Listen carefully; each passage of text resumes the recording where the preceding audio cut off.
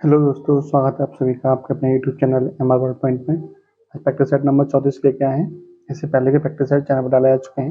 यदि आपने अभी तक नहीं देखे तो देख लीजिए। तो चलिए शुरू करते हैं आज का प्रैक्टिस सेट। देखिए पहला क्वेश्चन क्या है।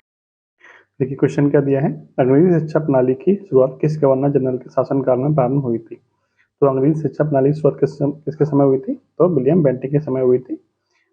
और अंग्रेजी शिक्षा प्रणाली के लिए सबसे जोर किस व्यक्ति ने दिया था, तो मैकाले ने दिया था अंग्रेजी शिक्षा के लिए सबसे ज्यादा जोर। उस समय गवर्नर जनरल कौन थे भारत के, तो विलियम बेंटिक थे। और विलियम बेंटिक ही पहले व्यक्ति थे जो भारत के गवर्नर जनरल कहलाए। यानी भारत के प्रथम गवर्नर जनरल कौन थे, गवर्नर जनरल, तो वह विलियम बेंटिक ही थे। और इन्हीं के समय क्या हुआ था, इन्हीं के समय सती प्रथा का अंत हुआ था। सती प्रथा का अंत किनके समय हुआ था, तो विलियम बेंटिक के समय ही हुआ था। बात करें लॉर्ड मेटकॉफ की, तो इनको भारतीय प्रेस का मुक्तिदाता कहते हैं। भारतीय प्रेस का मुक्तिदाता, मुक्तिदाता, ठीक है, इसको कहते हैं, तो लॉर्ड मेटकॉफ कहते हैं। बात करें बेलेजली की, तो सहायक संधि को लागू करने वाले व्यक्ति कौन थे, तो सहायक संधि को लागू करने वाले जो गवर्नर था वो कौन था, तो बेलेजली ही था। इसके बाद बात करें कॉर्नवालिस की, तो स्थायी बंदोबस्त को लागू करने वाला व्यक्ति कौन था, तो कॉर्नवालिस ही था। और कॉर्नवालिस को ही क्या कहा जाता है, तो इसको भारतीय सिविल सेवा का जनक भी कहते हैं। भारतीय सिविल सेवा का जनक, भारतीय सिविल सेवा का जनक, ठीक है। तो ये सारे पॉइंट है, ध्यान रखिए। नेक्स्ट क्वेश्चन देखते हैं। दिलवाड़ा के जैन मंदिर का निर्माण किसने करवाया था। तो दिलवाड़ा के जैन मंदिर का जो निर्माण कराया था वो चाणक्य ने करवाया था। और दिलवाड़ा का जैन मंदिर है कहाँ पर, तो ये आपका माउंट आबू राजस्थान में, ठीक है। माउंट आबू कहाँ पड़ता है, राजस्थान में। तो इसके अलावा बात करेंगे ये मंदिर बनवाया किसने था, तो ये चालुक्य वंश का जो शासक था। चालुक्य वंश के दो शासक थे, वास्तुपाल और तेजपाल। वास्तुपाल और तेजपाल दो भाइयों ने मिलकर ये बनवाया था, ठीक है। नेक्स्ट क्वेश्चन देखिए। निम्न में से कौन सा ग्रह जल में तैरता हुआ प्रतीत होता है। तो जल में तैरता हुआ ग्रह कौन सा प्रतीत होता है, तो सॉरी शनि ग्रह आपका तैरता हुआ प्रतीत होता है। क्यों तैरता हुआ लगता है, क्योंकि जो शनि का घनत्व है, शनि का जो घनत्व है वो जल से कम है, जल से कम है इसलिए, ठीक है। लेकिन यदि आपसे पूछ लिया जाए कि लेटा हुआ ग्रह किसे बोलते हैं, लेटा हुआ ग्रह किसे कहते हैं, तो वो बोलते हैं यूरेनस, या फिर इसको हिंदी में बोलते हैं अरुण। अरुण को बोलते हैं लेटा हुआ ग्रह। नेक्स्ट क्वेश्चन देखते हैं। स्वतंत्र भारत के प्रथम मंत्रिमंडल में श्रम मंत्री कौन थे, तो जगजीवन राम थे श्रम मंत्री। और बलदेव सिंह कौन थे, तो ये आपके रक्षा मंत्री थे। जबकि सरदार वल्लभ भाई पटेल कौन थे, तो गृह मंत्री थे, ठीक है। नेक्स्ट देखिए आईपीओ का विस्तारित रूप क्या है, तो आईपीओ का विस्तारित रूप होता है इनिशियल पब्लिक ऑफरिंग, ठीक है, इनिशियल पब्लिक ऑफरिंग। अगला क्वेश्चन देखते हैं। बेसबॉल तथा खो खो के प्रत्येक टीम में कितने खिलाड़ी होते हैं, तो बेसबॉल और खो खो में प्रत्येक टीम में कितने खिलाड़ी होते हैं, तो 9 प्लेयर होते हैं, ठीक है। 11 प्लेयर किसमें होते हैं, तो क्रिकेट में होते हैं, क्रिकेट प्लस हॉकी और फुटबॉल, इन तीनों टीमों में कितने प्लेयर होते हैं, तो 11 प्लेयर होते हैं। ऑस्कर पुरस्कार किससे संबंधित है, तो ऑस्कर पुरस्कार का संबंध किससे है, तो फिल्म जगत से संबंध है ऑस्कर पुरस्कार का। बात करें संगीत से संबंधित कौन सा पुरस्कार है, तो ग्रैमी पुरस्कार का संबंध किससे है, संगीत से। और विज्ञान के क्षेत्र में कौन सा पुरस्कार दिया जाता है, तो कलिंग पुरस्कार का संबंध किससे है, तो विज्ञान के क्षेत्र से, ठीक है। इसके बाद बात करें साहित्य में, तो ज्ञानपीठ पुरस्कार किसमें दिया जाता है, तो ज्ञानपीठ पुरस्कार साहित्य के क्षेत्र में दिया जाता है। नेक्स्ट देखिए अशोक चक्र पाने वाली प्रथम महिला कौन है, तो अशोक चक्र पाने वाली प्रथम महिला है नीरजा भनोट। कौन सी है, नीरजा भनोट। इनको बोला जाता है heroine of hijack. Heroine of hijack किनके नाम से, हीरोइन ऑफ हाईजैक के नाम से कौन प्रसिद्ध है, तो नीरजा भनोट। इन्हें 23 साल की उम्र पर ही क्या हो गया था, 30 साल की उम्र पर ही शहीद हो गई थी। और उसके बाद में इनको क्या मिला था, तो अशोक चक्र मिला था। बात करें आरती शाह, तो आरती शाह कौन है, तो अंग्रेजी चैनल को पार करने वाली, अंग्रेजी चैनल को, इसको बोलते हैं इंग्लिश चैनल को पार करने वाली भारतीय प्रथम भारतीय महिला कौन थी, तो आरती शाह थी। विजय लक्ष्मी पंडित कौन थी, तो ये संयुक्त राष्ट्र में यानी कि यूएन में प्रथम महिला सचिव कौन थी, यानी अध्यक्ष कौन थी? तो आपकी यही थी, विजयलक्ष्मी पंडित। संयुक्त राष्ट्र की पहली महिला सचिव कौन थी? तो विजयलक्ष्मी पंडित थी। इसके अलावा बात करें संतोष यादव की, तो संतोष यादव कौन थी? तो ये माउंट एवरेस्ट को 2 बार फतेह करने वाली प्रथम महिला थी। माउंट एवरेस्ट को 2 बार फतेह करने वाली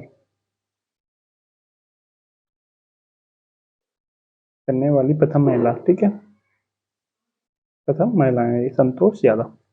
नेक्स्ट देखिए, नेक्स्ट क्वेश्चन क्या है? भारतीय सेना का सर्वोच्च पद कौन सा होता है? तो भारतीय सेना का सर्वोच्च पद कौन होता है? तो जनरल होता है सर्वोच्च पद। वर्तमान में जनरल कौन है? तो मनोज पांडे वर्तमान में जनरल है। और तीनों सेनाओं प्रमुख कौन होता है? तो राष्ट्रपति होते हैं। क्षेत्रफल की दृष्टि से यूरोप महाद्वीप का कौन सा स्थान है? तो क्षेत्रफल की दृष्टि से यूरोप कौन से नंबर पर आता है? तो 6ठे नंबर पर आता है यूरोप। जबकि पहले नंबर पर कौन आता है क्षेत्रफल की दृष्टि से? तो एशिया आता है। और 7वें नंबर पर कौन सा आता है? तो ऑस्ट्रेलिया आता है। ठीक है, कुल मिला के कितने महाद्वीप हैं? कुल मिला के 7 महाद्वीप हैं, जिनमें सबसे बड़ा एशिया है, सबसे छोटा ऑस्ट्रेलिया है। बात करें यूरोप की, तो सबसे पढ़ा लिखा महाद्वीप कौन सा है? सबसे विकसित महाद्वीप तो आपका यूरोपी है। इसके अलावा बात की जाए कि क्षेत्रफल की जनसंख्या की दृष्टि से ये सबसे ज्यादा जनसंख्या किस महाद्वीप की है? तो एशिया महाद्वीप की जनसंख्या सबसे ज्यादा है। इन जनसंख्या की दृष्टि से सबसे नंबर 1 पे कौन सा महाद्वीप आता है? तो एशिया महाद्वीप ही आता है।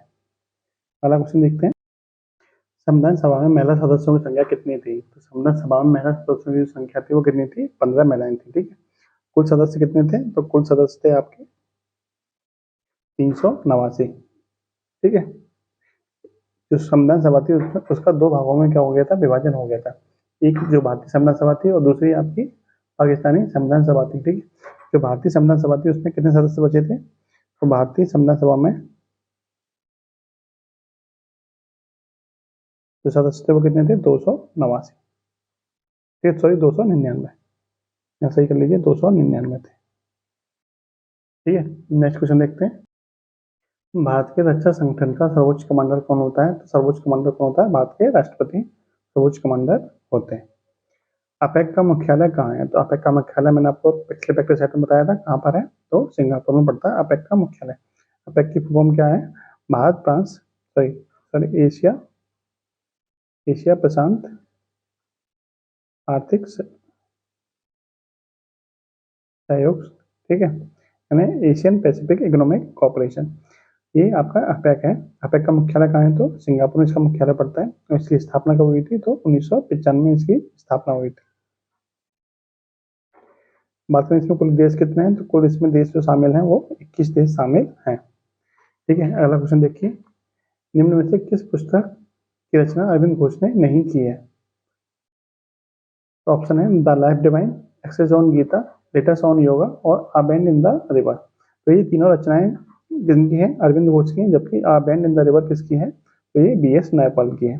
किसकी है? तो ये आपकी BS नायपाल, इनकी रचना है आ बैंड इन द रिवर। ठीक है, बात करें अरविंद घोष के आश्रम का नाम क्या था? तो ऑरोविले आश्रम था अरविंद घोष का, कहाँ पे है? पांडिचेरी में।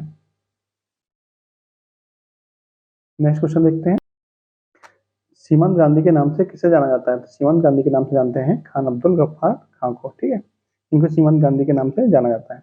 बात करें सीमांत गांधी की यानी खान अब्दुल गफ्फार खान की, तो ये प्रथम विदेशी जिन्हें भारत रत्न मिला था, भारत रत्न दिया गया था। ठीक है, दूसरा पॉइंट क्या है? इनके कुछ दल थे, जैसे लाल कुर्ती दल, लाल कुर्ती दल या फिर इसको बोलते हैं खुदाई खिदमत गार्ड। ये दोनों की स्थापना किसने की थी? तो खान अब्दुल गफ्फार खान ने की थी। देखिए, बात करें राजा राम मोहन राय की, देखिए इनके ये बहुत महत्वपूर्ण है इतिहास में। तो इन्होंने एक संस्था की स्थापना की थी 1815 में। संस्था का नाम क्या था? आत्मीय सभा की स्थापना की, तो राजा राय ने की थी। उसके बाद 1825 में इन्होंने वेदांत कॉलेज की स्थापना की थी। इसके बाद 1828 में इन्होंने ब्रह्म समाज की स्थापना की थी, ठीक है। और यदि आपसे पूछा जाए कि राजा राममोहन राय को राजा की उपाधि किसने दी थी, तो जो राजा की उपाधि देने वाले व्यक्ति थे वो कौन थे, वो अकबर सेकंड थे। यानी जो राजा अकबर सेकंड थे उन्होंने इनको राजा की उपाधि दी थी, ठीक है। इसके अलावा इनको भारतीय पुनर्जागरण का पिता भी कहा जाता है। पुनर्जागरण का अग्रदूत या पिता इन्हें कहते हैं, इन्हीं को कहते हैं। इसके जो सती प्रथा का अंत करने में महत्वपूर्ण भूमिका किसने निभाई थी, तो सती प्रथा का अंत करने में महत्वपूर्ण भूमिका वो इन्हीं की थी। इतने सारे पॉइंट हैं किसके बारे में, राजा राममोहन राय के बारे में। अब नेक्स्ट क्वेश्चन ये है, पिंड का भार शून्य नहीं होगा तो कहाँ पर पिंड का भार शून्य नहीं होता, पृथ्वी केंद्र पर पिंड का भार शून्य होता है। स्वतंत्र गिरने के दौरान भी पिंड का भार शून्य है, और अंतराग्रही में भी शून्य होता है, जबकि विसरणहीन पर भार शून्य नहीं होता है, ठीक है। नेक्स्ट क्वेश्चन देखते हैं, एक बार निम्न में से किसके समतुल्य होता है, तो एक बार किसके बराबर होता है, 3.6 × 10⁻³ जूल के बराबर होता है एक बार। ब्लॉटिंग पेपर द्वारा स्याही के सोखने में शामिल है, तो ब्लॉटिंग पेपर स्याही को कैसे सोखता है, तो केशकत्व के कारण, यानी आगे के द्वारा ये क्या करता है, स्याही को सोख लेता है। नेक्स्ट देखिए, दर्पण बनाने में निम्नलिखित में से किसे उपयोग में लाया जाता है, तो दर्पण बनाने के लिए जो पीछे जो पेंट किया जाता है वो कौन सा होता है, वो सिल्वर नाइट्रेट का होता है, ठीक है। सिल्वर नाइट्रेट का पेंट किया जाता है, और सिल्वर नाइट्रेट का उपयोग किसमें करते हैं, तो खाने को सुरक्षित रखने के लिए, यानी खाने को सड़ने जाने के लिए, यानी कि सुरक्षित के लिए सिल्वर नाइट्रेट का प्रयोग होता है। इसके अलावा बात करें आयोडाइड, यानी कि AgI, ठीक है, AgI इसको बोलते हैं सिल्वर आयोडाइड। इसका प्रयोग किसमें करते हैं, तो वर्षा के लिए, आर्टिफिशियल वर्षा कराने में सिल्वर आयोडाइड का प्रयोग किया जाता है। अगला क्वेश्चन देखिए, जल की बूंदों द्वारा प्रकाश से इंद्रधनुष बनता है। इंद्रधनुष कब बनता है, जब जल की बूंदों के द्वारा प्रकाश का पूर्ण आंतरिक परावर्तन हो जाता है, तब आपका इंद्रधनुष बनता है। निम्न में से किसे विभाजित नहीं किया जा सकता, तो किसे विभाजित नहीं कर सकते हम, फोटोन को कर सकते हैं, ठीक है। प्राकृतिक गैस का मुख्य घटक क्या होता है, तो प्राकृतिक गैस का मुख्य घटक क्या होता है, ठीक है। प्राकृतिक गैस का मुख्य घटक क्या होता है, मीथेन होता है। और ये आपकी गोबर गैस में भी कौन सा मिलता है, गोबर गैस में मीथेन पाई जाती है। जो CNG होती है उसमें मीथेन मिलती है। और धान के खेत में कौन सी गैस पाई जाती है, तो मीथेन। और जो पशु जुगाली करते हैं, जुगाली करने वाले पशुओं में पशु जब जुगाली करते हैं तो कौन सी गैस निकलती है, तो मीथेन गैस ही निकलती है। इसके अलावा जो कोयले की खानें होती हैं उसमें भी कौन सी गैस निकलती है, तो मीथेन ही निकलती है, ठीक है। ये सारे पॉइंट है, ध्यान रखिए। मीथेन का यदि आप फॉर्मूला दिया जाए, मीथेन का फॉर्मूला सूत्र क्या होता है, तो CH4 होता है। अगला क्वेश्चन देखिए, नीरस उत्तर क्या है, कॉपर सल्फेट। नीरस उत्तर क्या होता है, तो कॉपर सल्फेट, यानी कि CuSO4, इसको बोलते हैं, नीला उत्तर को बोला जाता है। निम्न में से किसे नोबेल का तेल कहा जाता है, तो ट्राइनाइट्रोग्लिसरीन को बोलते हैं, नोबेल का तेल, क्योंकि ये अल्फ्रेड नोबेल ने बनाया था। धातु की प्रकृति कैसी होती है, तो धातु की प्रकृति होती है विद्युत धनात्मक, यानी धातुएं क्या होती हैं, विद्युत धनात्मक होती है। क्वेश्चन देखिए, डायलिसिस का कार्य करने के लिए किया जाता है, तो डायलिसिस किस अंग के लिए प्रयोग की जाती है, तो गुर्दे के लिए, यानी कि किडनी के लिए प्रयोग की जाती है। किडनी काम क्या होता है, ब्लड को प्योरीफाई करने का। तो जब प्योरीफाई नहीं कर पाती किडनी, तो उसके लिए डायलिसिस मशीन का प्रयोग होता है, ब्लड को प्योरीफाई किया जाता है। शरीर निम्नलिखित में से किसकी अधिकता से हृदयाघात यानी हार्ट अटैक होता है, तो हार्ट अटैक की वजह से होता है जब शरीर में क्या होता है, कोलेस्ट्रॉल बढ़ जाता है। क्या होता है, जब कोलेस्ट्रॉल बढ़ जाता है तो हार्ट अटैक के चांस बढ़ जाते हैं, ठीक है। जिससे क्या होता है, नसें ब्लॉक हो जाती हैं, तो जो हार्ट जो प्रेशर से ब्लड को पंप कर रहा होता है, तो आगे नहीं जा पाता है ब्लड, तो नस फट जाती है, जिसको क्या बोलते हैं, हार्ट अटैक बोला जाता है, ठीक है। निम्न में से कौन सी ग्रंथि इंसुलिन स्रावित करती है, तो इंसुलिन स्रावित करने वाली ग्रंथि कौन सी है, तो आग्नेयाशय ग्रंथि है, जिसकी कि बीटा कोशिका से इंसुलिन स्रावित होता है, ठीक है। नेक्स्ट देखिए, कोलेस्ट्रॉल किससे संबंधित है, तो कोलेस्ट्रॉल किससे बनता है, तो आपका वसा से कोलेस्ट्रॉल बनता है। वसा क्या होता है, ये तेल चिकनाई वगैरह जो होती है वही आपका क्या होता है, वसा होता है। तली भुनी हुई चीजें हैं उनका कोलेस्ट्रॉल ज्यादा होता है। कुरैन पौधे के किस भाग से प्राप्त होता है, तो कुरैन जो सिनकोना वृक्ष होता है उसकी छाल से प्राप्त होता है। कुरैन किस पेड़ से मिलता है, तो सिनकोना के पेड़ से मिलता है, ठीक है, किस छाल से मिलता है, तो नहीं। क्वेश्चन अगला दिया है कि निम्न अच्छे श्रृंखला में प्रश्नवाचक चिन्ह के स्थान पर क्या आएगा। आपको यहाँ बताना है कि यहाँ पर क्या आएगा।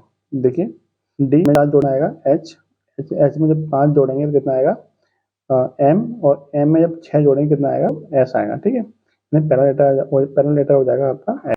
उसी प्रकार से ई में जब 4 जोड़ेंगे तो आई, इसमें जब 5 जोड़े तो एन, और जब इसमें 6 जोड़ेंगे तो आपका आएगा टी। तो एस टी किसमें है, 2 लेटर आपको यहाँ मिल गए, तो ये आपका क्या हो जाएगा ऑप्शन नंबर ये आपका राइट आंसर हो जाएगा। नेक्स्ट क्वेश्चन देखिए क्वेश्चन आपको दिया हुआ है कोड एंड डिकोडिंग का। इस क्वेश्चन का आंसर आप कमेंट बॉक्स में बता दीजिए, इसका राइट आंसर क्या होगा।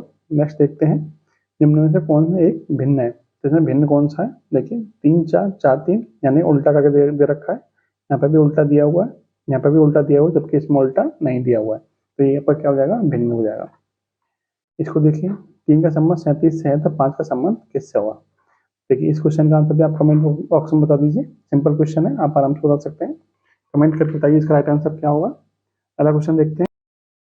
एक सम्मेलन कक्ष में राकेश पीछे से 9वीं कतार में है और एक कतार में 20 व्यक्ति हैं। यदि राकेश की कतार सामने से 17वें स्थान पर है तो उस सम्मेलन कक्ष में कितने व्यक्ति हैं। तो देखिए कुछ कतारें बनी हुई हैं इस तरह से, ठीक है, इस तरह से कतारें बनी हुई हैं और प्रत्येक कतार में कितने व्यक्ति हैं, तो प्रत्येक कतार में 20 व्यक्ति हैं। ठीक है, ये आपकी लाइनें बनी हुई हैं। ठीक है, इस तरह से लाइनें बनी हुई हैं। जो राकेश है जो पीछे से 9वें स्थान पर, मान लीजिए कोई एक ये वाली कतार है जो पीछे से इस तरह से 9वें नंबर पे है और कौन से नंबर पे, तो 17वें नंबर पे है। तो कुल मिलाकर कतारें हो कितनी आएंगी, 17 प्लस 9 17 प्लस 9 माइनस के 1 यानी 17 और 9 26 माइनस के 1 यानी कि 25। कुल मिलाकर लाइनें कितनी हो गई, तो 25 लाइनें हो गई और प्रत्येक लाइन में कितने व्यक्ति बैठे हुए हैं 20, तो कुल मिलाकर व्यक्ति कितने हो गए 25 इंटू 20 कितना हो जाएगा 500। ऑप्शन नंबर डी क्या हो जाएगा आपका राइट आंसर। नेक्स्ट देखिए प्रथम 10 सम संख्याओं का योगफल कितना होता है। सम संख्या का योगफल कैसे निकालते हैं, एन एन प्लस 1। एन की वैल्यू कितनी है, एन की वैल्यू है 10, 10 गुणा 10 प्लस 1 यानी कि 11, 11 दाई कितना हो जाएगा 110। तो पहली 10 सम संख्याओं का योगफल कितना हो जाएगा 110। पहला क्वेश्चन देखिए 1.1 प्लस 11.11, इसका जोड़ बताइए कितना हो जाएगा। इसको जोड़ेंगे कैसे, 1.1 और 11.11 इसको जोड़ लेंगे तो एक और एक का एक रहेगा, एक और एक 2, ये 2 और यहाँ पे 1 यानी 12.21। ऑप्शन नंबर सी क्या हो जाएगा आपका राइट आंसर। नेक्स्ट देखिए यदि x की पावर 4 है प्लस 1/x की पावर 4 है जो किसके बराबर है 322 के बराबर है, तो इसकी वैल्यू बताइए, इसकी वैल्यू कैसे निकालेंगे। तो देखिए इसकी वैल्यू कैसे निकालोगे आप, इसका क्या कर देना आपको वर्ग कर देना। देखिए x square plus 1/x square का क्या कर देना आपको होल स्क्वायर कर देना है। ठीक है, तो इसका वर्ग करेंगे तो कितनी किसके बराबर होगा, ये हो जाएगा आपका x की पावर 4 प्लस 1/x की पावर 4 प्लस 2 के बराबर होगा। ठीक है, अब देखिए ये वैल्यू किसके बराबर दे रखी है, ये वैल्यू दे रखी है आपको 322 के बराबर, तो 322 प्लस के 2 कितना हो जाएगा 324 यानी x square plus 1/x square बराबर 324। तो x square plus 1/x square बराबर कितना कितना हो जाएगा, अंडर में 324 आ जाएगा क्योंकि इधर से वर्ग घटेगा तो इधर वर्गमूल आएगा और 324 का वर्गमूल कितना होता है 18 होता है। तो यानी ये जो वैल्यू किसके बराबर हो जाएगी 18 के बराबर हो जाएगी। देखिए इसको हम डायरेक्ट कैसे निकाल सकते हैं, हम डायरेक्ट ऐसे निकाल सकते हैं, ये जो आपको वैल्यू दे रखी है 322 यानी एक्स की पावर 4 से हमें एक्स स्क्वायर चाहिए, क्या कर सकते हैं डायरेक्ट इसमें 2 जोड़ के उसका वर्गमूल निकाल दीजिए, यानी 322 में 2 जोड़ेंगे 324 हो जाएगा और उसका वर्गमूल कितना आ जाएगा 18, तो डायरेक्ट आपका आंसर भी निकल के आ जाएगा।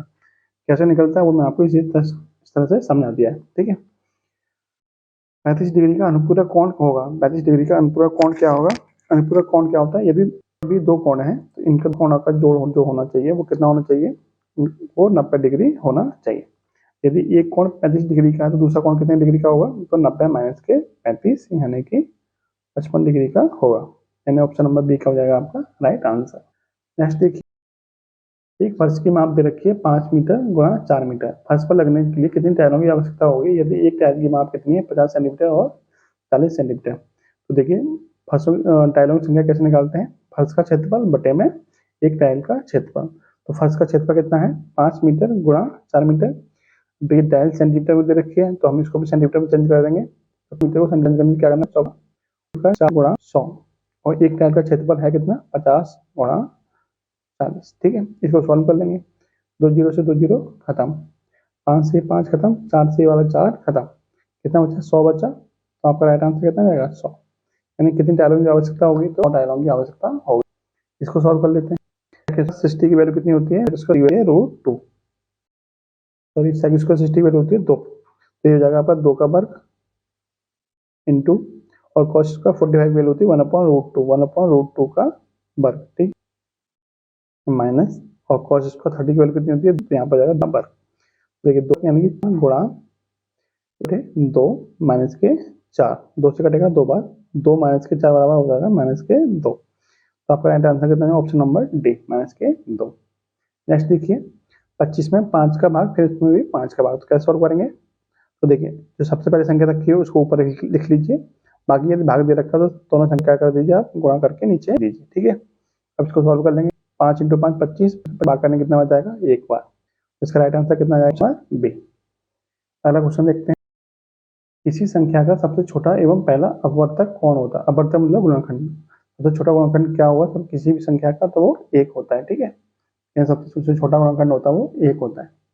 पहला क्वेश्चन देखिए, एक मेज के अंकित मूल्य में 12.5% की कमी कर देने पर इसका मूल्य 4375 रुपये हो जाता है, तो मेज का अंकित मूल्य बताइए। देखिए जो छूट दी जाती है वो किस पर दी जाती है, वो अंकित मूल्य पर दी जाती है। यदि आपका अंकित मूल्य मान लीजिए 100 रुपये था, तो उसने आपने 12.5% की कमी कर दी, तो इसका मतलब 12.5 कम कर दिया, इसमें से कितना हो गया, 87.5, तो ये 87.5 जो निकल के आया आपका अंकित मूल्य में से, जब हम छूट को घटा देते हैं तो हमें जो निकल के आता है वो क्या आता है, वो हमारा विक्रय मूल्य निकल के आता है।